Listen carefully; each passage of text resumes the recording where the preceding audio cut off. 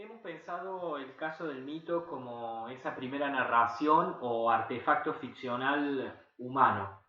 Y hemos dicho también que el cine, con Lotman en el primer encuentro, hemos dicho que el cine es uno de los lenguajes culturales creadores de mitos más importantes del siglo XX.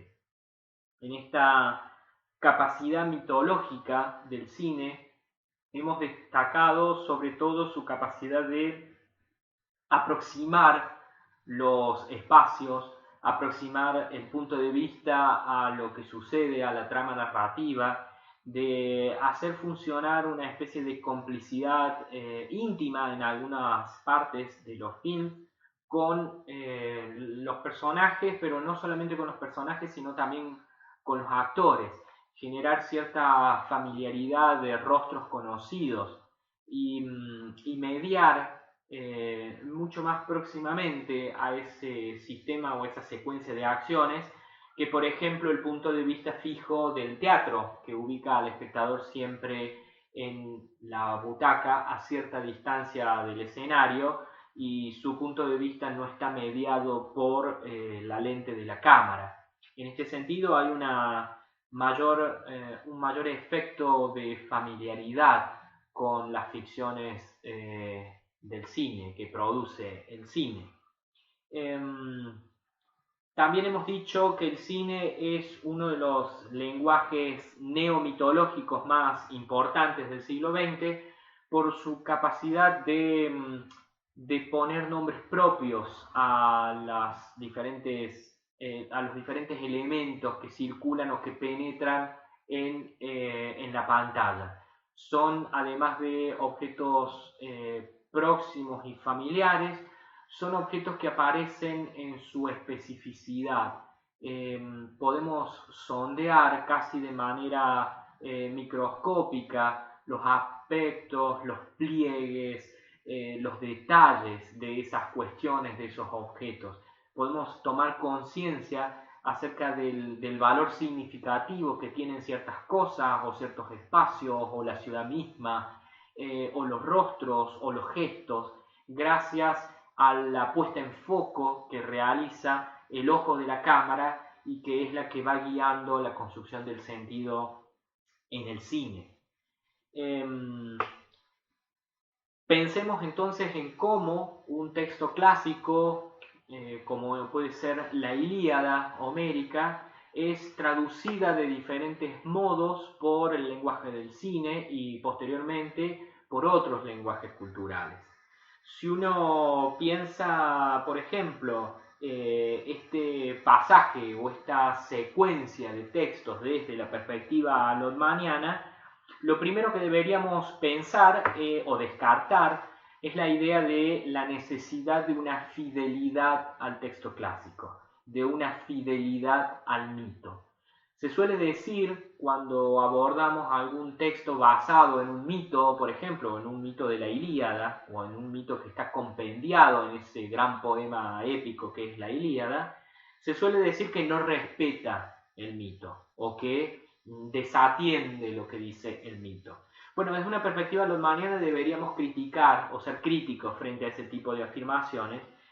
Primero porque pensar en un texto de origen es impensable, no hay posibilidad de rastrearlo, no hay posibilidad de demostrar cuál es la versión original y primera de un texto. Todo texto, en un sentido dialógico, siempre responde a otro anterior, lo cita, lo parodia. Y en ese sentido deberíamos pensar que los mitos tal cual los conocemos son la versión que hemos podido recuperar de esos textos, pero eso no implica que sean los primeros textos.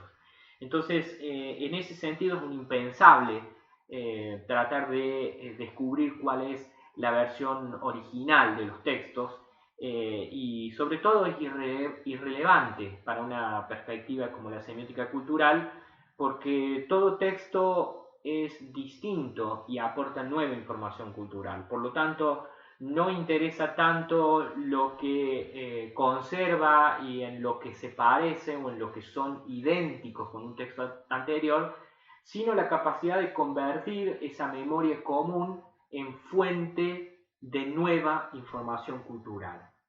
Son textos distintos en ese sentido, cada uno, que construyen modelos de mundo distintos. Incluso si pensáramos que las condiciones de producción de la Ilíada en el siglo 8 a.C. Describen o modelizan el mundo aristocrático de guerreros de ciertos grupos sociales de señores de la guerra que cantan sus proezas pasadas porque en el momento actual en que las cantan están ociosos, están fuera de una situación bélica. Pueden cantarlas porque no están afrontando ya una situación de guerra y por lo tanto la Ilíada describe perfectamente ese momento de ocio cortesano en estas cortes aristocráticas griegas. Describe perfectamente ese mundo en donde sí es válido y necesario resaltar el carácter heroico, épico de los linajes de estos señores de la guerra. Es necesario por una cuestión política, hay que resaltar el carácter aristocrático, ¿sí? De Aristós, de punta, de estas clases sociales para remarcar o para justificar, para legitimar su poder político sobre el resto de la sociedad. Cuando este texto, un texto como la Ilíada, que dijimos que recupera un conjunto, un bagaje de tradición oral anterior y que lo hace funcionar para modelizar el mundo del siglo 8 a.C. de Grecia, de la Grecia antigua, cuando este mundo es traducido por la estética hollywoodense, se modelizan y se comunican otras cosas muy distintas. Por ejemplo, en la versión fílmica de 2004, la película Troya, protagonizada por Brad Pitt. En este contexto de héroes, nuevamente de esta épica heroica construida por Hollywood desde hace décadas, se inscribe nuevamente el mito para contar una nueva historia épica. De estos héroes que no es vano ni casual el dato, van a la conquista de una ciudad inexpugnable en Medio Oriente. Si ustedes piensan el año de publicación de la película, 2004, y también pensamos o nos hacemos la pregunta al menos de por qué reflotar, por qué volver, por qué elegir un texto clásico como la Ilíada o como el ciclo de la Ilíada, el ciclo mítico de la Ilíada, ¿por qué elegirlo en 2004? ¿Tendrá algo que ver que la guerra de Irak comienza en 2003 y termina en 2011? No estoy diciendo que haya una relación directa, lo que estoy tratando de mostrar es cómo el sistema de la cultura presenta zonas de excitación con ciertos textos culturales, recupera ciertas zonas de la memoria porque es para su presente o para el estado presente de la dinámica de ese sistema cultural que esos textos resultan valiosos para modelizar, para comunicar cierta visión vigente del mundo. Y en ese sentido hay una traducción del mito al lenguaje del cine, quizás por estas necesidades de modelizar un presente de conquista de una ciudad inexpugnable en Medio Oriente, del enfrentamiento polar entre dos héroes, entre el avance de una cultura sobre otra, en este contexto de guerra de las civilizaciones, como se conoció en la situación provocada en política internacional a partir de lo contemporáneo. Además, el cine incorpora otros lenguajes culturales, como se pueden ver en la película.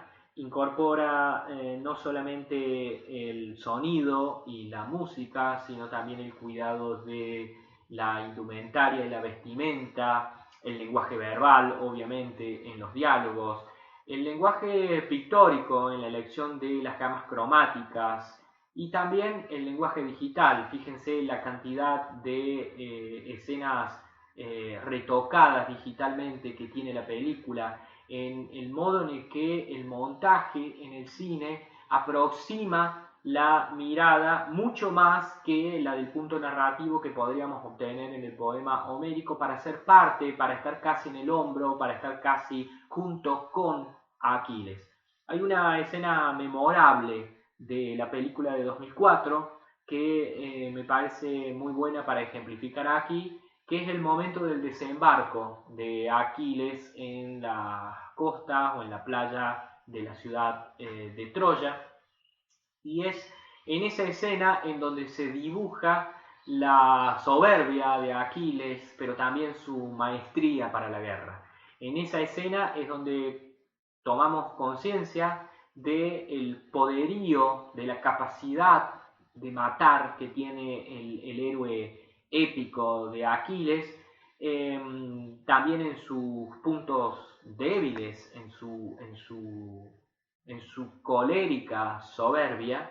Es una escena que luego vamos a ver replicada en otros textos, pero como sea, fíjense cómo este texto vuelve sobre ese momento de desembarco, vuelve sobre ese momento en donde se pueden ver perfectamente cuáles son los rasgos del personaje heroico de Aquiles y cómo lo hace el cine. Fíjense cómo aproxima no solamente el personaje de Aquiles a nosotros los espectadores o espectadoras, sino también cómo aproxima la cara y el rostro del actor, Brad Pitt, a construirlo casi en paralelo, casi convertirlo en un gemelo, en adosarlo al personaje de Aquiles. Y a quien más, ¿quién no recuerda a Brad Pitt por alguna de estas escenas en la película Troya?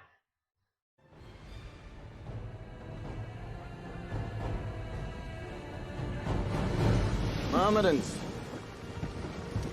my brothers of the sword. I'd rather fight beside you than any army of thousands. Let no man forget how menacing we are. We are lions! Do you know what's there? Waiting, beyond that beach. Immortality! Take it! It's yours!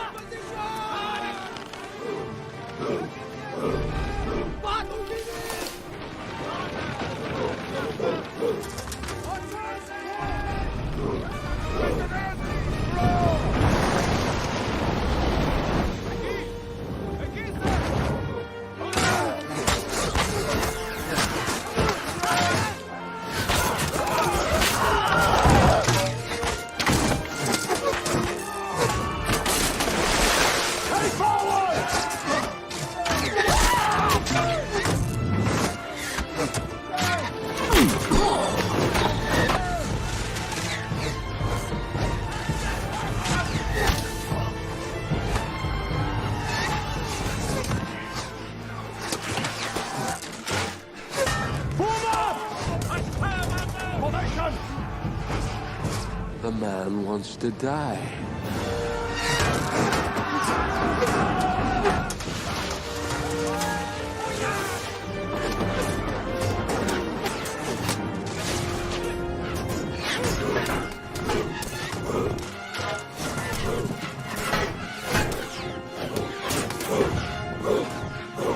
On my command!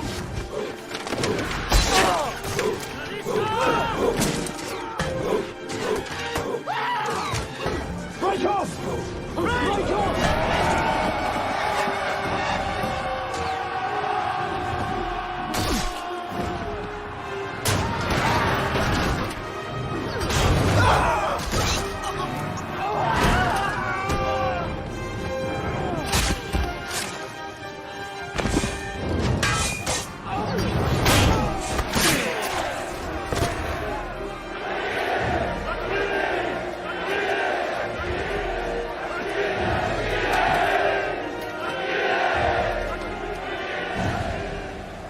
Give him the battle.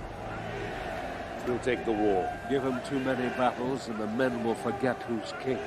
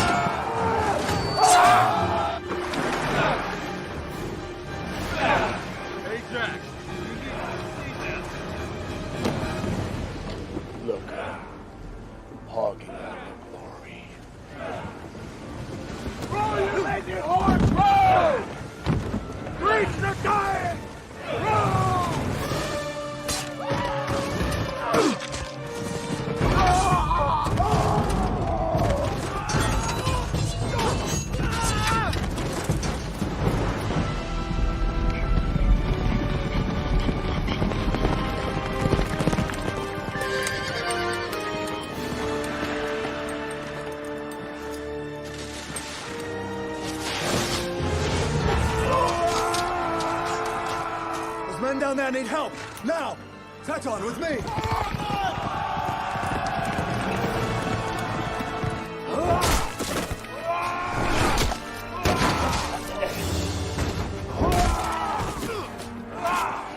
I am Ajax, breaker of stones! Look upon me and despair! Flank! Flank!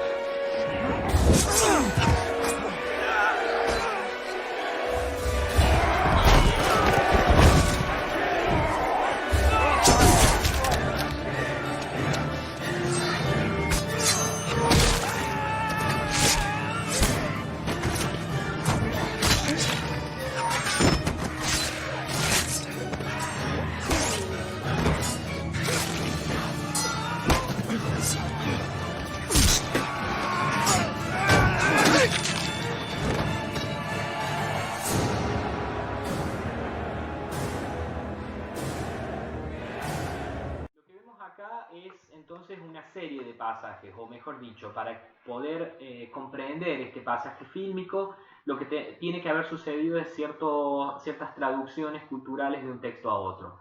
Primero del mito al poema homérico, y luego del poema homérico quizás a la tragedia clásica, a la tragedia del siglo V a.C., y luego de la tragedia a la novela o al relato, a la narrativización de ese relato mítico, y posteriormente de ese relato verbal o ese relato teatral o ese poema homérico al cine, a la construcción del cine.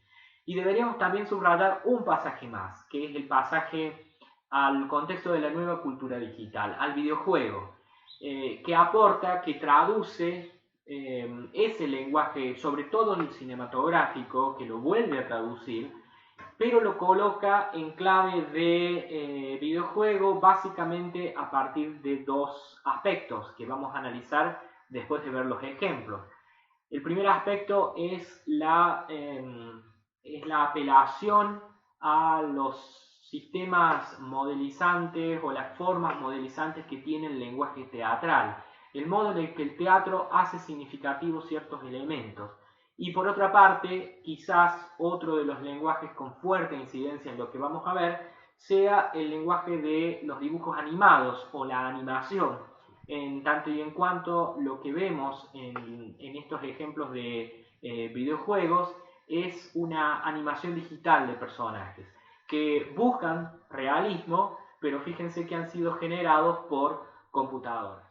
Lo que les propongo ver allí es el modo en el que se tributa o se cita el desembarco de Aquiles de la versión fílmica de 2004, pero cómo se avanza en el margen de interactividad, porque quienes deben conducir a Aquiles en ese desembarco y librarse de los diferentes enemigos, es decir, arrostrar y conducir al héroe en ese desembarco, es quien lo está manejando, es quien juega, ¿sí?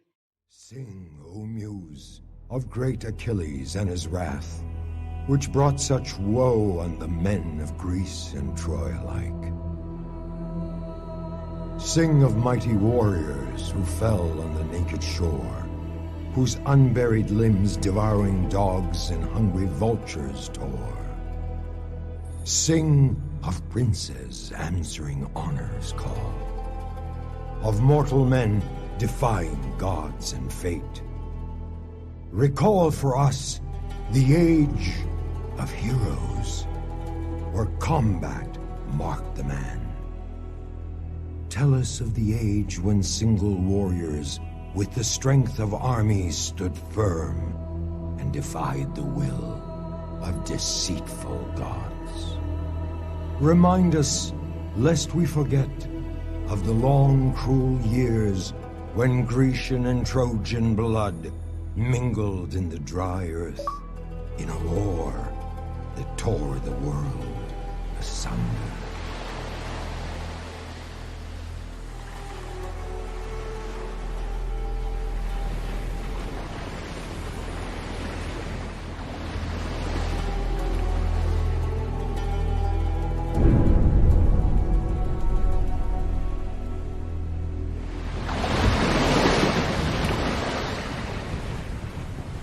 Have they seen us?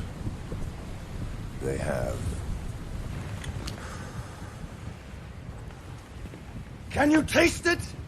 I do not talk of the salt in the air, but the blood of Trojans on the edge of your swords. Honor compels us to this land, but glory awaits you. Ready your arms!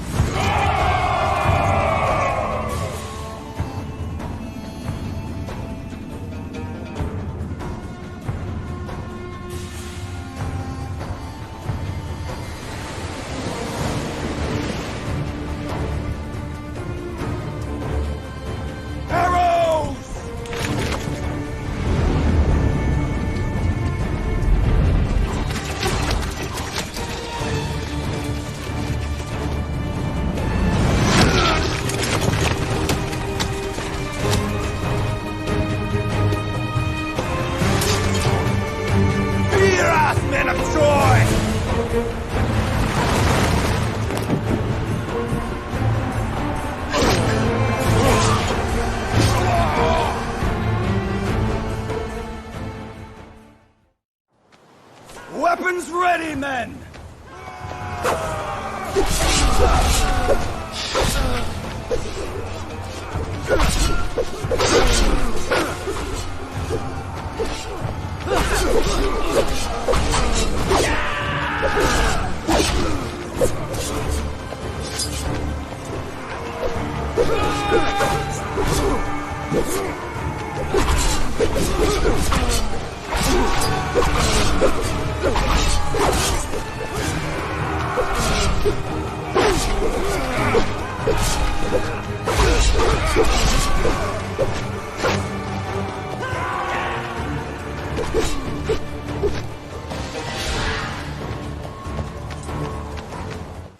Otro ejemplo es un juego de estrategia por turnos que va a aparecer ahora este año, en 2020, que se llama Total War Saga Troya. Ese juego lo que hace es volver a recuperar las cinemáticas del mito y también de la película, las cinemáticas de la película y el relato del mito, e inscribir la lógica del poema homérico en un tipo o en una modalidad de juego por turnos. Es un juego estratégico en donde lo que vamos a tener que hacer es tratar de conquistar Troya. Está anunciado para este año. Es también otro ejemplo del modo en el que el videojuego traduce de manera cinematográfica, con muchas cinemáticas, al mito homérico. Vemos el ejemplo.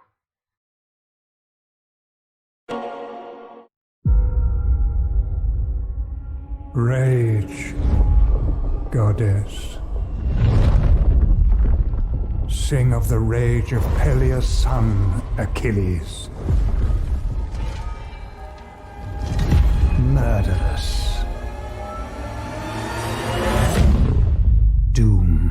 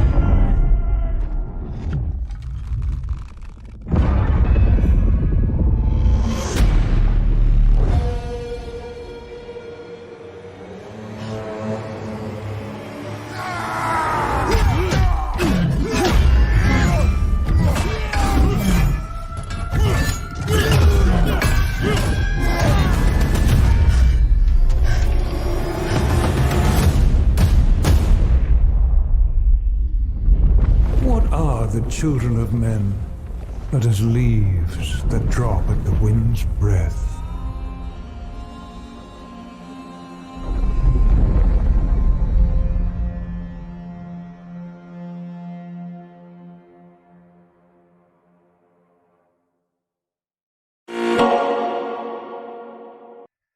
Lo que vemos en ambos ejemplos es el modo en el que el videojuego se vincula fuertemente con el cine, con las cinemáticas del cine, con la lógica cinematográfica del punto de vista de la cámara, con el modo en que se desarrolla el montaje en el cine y no tanto con la estructura verbal, si bien es citada en esa especie de prólogo en donde se recupera el proemio de la Ilíada, en donde se da el contexto, pero suelen ser instancias de transición hacia la escena cinemática.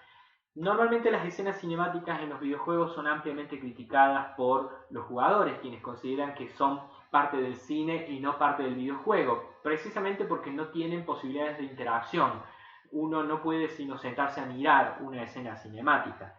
De todas maneras, a los fines del análisis que estamos desarrollando, nos sirve para justificar o para pensar que lo que acontece allí es la traducción de un lenguaje en otro, y que esa traducción o que esa preferencia de contacto o de puesta en yuxtaposición, el videojuego la realiza con el cine antes que con el texto escrito o con el poema homérico. Es decir, hay un contacto mucho más estrecho entre videojuego y cine que entre videojuego y, por ejemplo, literatura. El acceso a la literatura está mediado ya por la perspectiva del cine. No es que no haya acceso, lo que hay es quizás una mayor mediación del lenguaje cinematográfico o una traducción previa del lenguaje cinematográfico sobre el lenguaje de la literatura. Dijimos que hay dos elementos que se replican o que aparecen en estos dos ejemplos. Uno es lo que podríamos pensar el modo en el que importa lo que pasa en las escenas, cobran valor significativo los elementos que ingresan en ese espacio reducido que es captado por la cámara, por el plano en el que aparecen las cosas. Y en ese sentido podríamos pensar que hay aquí elementos de la semiótica del teatro o elementos del lenguaje cultural del teatro, en tanto y en cuanto es acontecimiento lo que pasa en ese escenario de acción. Con la diferencia de que un escenario de acción en los videojuegos es, por lo general, o en este tipo de juegos que hemos visto, de 360 grados. Es decir, hay posibilidad de variar el punto de vista y variar la perspectiva para abordar todo el mundo circundante del personaje heroico. Si en la literatura nosotros somos conducidos por la voz narrativa de una manera unidireccional por el punto de vista que el narrador ha escogido para narrar esos sucesos, el cine o el punto de vista del cine aproxima los objetos, nos hace descubrir sus nombres propios, arrostra esas vivencias, pero no podemos, en cierto sentido, es decir, salvo en el cine interactivo, no podemos cambiar el punto de vista, no podemos asumir nuestro punto de vista, sino comprender el punto de vista asumido por la lente de la cámara. En ese sentido, el videojuego convierte en acontecimiento todo aquello que puede ser captado por la mecánica de construcción de ese mundo virtual. Es decir, es en función de los mecanismos de interfaz y de control del punto de vista del personaje que nosotros podemos convertir en significativos cosas que han sido puestas allí para que estén a disposición del jugador. El jugador o la jugadora pueden actualizar o no esas significaciones, pero hay un margen ampliado de posibilidades de significación en función de esta ampliación de los acontecimientos por una ampliación del escenario semiótico o el escenario del juego. La otra cuestión para remarcar es el uso de los dibujos animados o de la animación. En ambos casos, Lotman plantea en su estudio acerca de los dibujos animados que tienen la polivalencia de significar, por una parte, ser un elemento realista o transmitir cierta sensación de realismo, en tanto y en cuanto los dibujos son antropomórficos, tienen forma humana y comunican cuestiones que tienen que ver con el mundo humano. Pero al mismo tiempo, el carácter de ser un dibujo, en donde se nota el carácter artificial, la artificiosidad de estos dibujos, lo que hace es alejar la representación, provocar esa especie de extrañamiento con respecto a los personajes y los sucesos y captar allí o lo que sucede allí con cierto distanciamiento. Eso provoca, a diferencia por ejemplo del cine, que está actuado por, si bien está intervenido digitalmente, son actores de carne y hueso, en el caso de los videojuegos que hemos visto son réplicas digitales o animaciones digitales o animaciones de dibujos digitales que transmiten con mayor o menor realismo cierta sensación de realismo, pero al mismo tiempo mantienen siempre a la vista esa distancia con respecto a un otro que es ficcional, precisamente por su carácter de ser un ente dibujado. Esa capacidad de sostener la diferencia entre ficción y no ficción es una característica particular de los dibujos animados. Podríamos ofrecer otros ejemplos del modo en el que se remixan los mitos, es decir, se vuelven a mezclar o se vinculan, se ponen en contacto en la cultura, en estos nuevos modos de construcción de la cultura de los bárbaros. Mezclar mitos, mezclar tiempos, variar el relato, por ejemplo la película Furia de Titanes, donde se mezclan diferentes tradiciones míticas.